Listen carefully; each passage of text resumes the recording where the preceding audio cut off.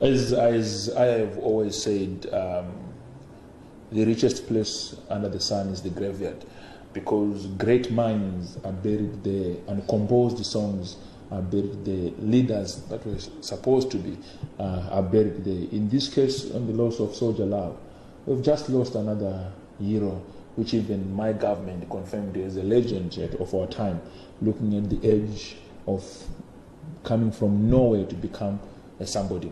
What a story. You see, it's unfortunate that when it comes to healing and deliverance, it's only by those that want to be healed who come for it. We have what limited legs as prophets or healers or even doctors, for you can only attend to that one who has come for such. You can't force yourself to say, let me come and heal you. They have to want to be healed, then you heal them. Healing is for everyone, of course. In the case of Soul Jah Love, I remember healing him through the power of the Lord Jesus Christ more than 5 times actually. Only 3 times appeared on TV, but the other 2 did not appear, which I think were more deep than what appeared on TV. I felt so much pain that at this juncture they did not choose to come for the healing. Somebody said it's because it was not his choice, it was then carried.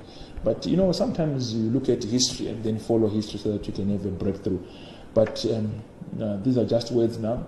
A hero in the gift, specifically in the gift, the way you would compose songs. I remember singing even my name in some of his songs. Just from nowhere, you could hear him shouting your name and you would feel good just because one of the singers is doing so. So in this case, I want to say to the families and the friends, keep on being focused. If somebody could come from a nobody and become a hero, it's also your portion. You can also become a hero. And thank you to my nation for making him a hero. God bless you.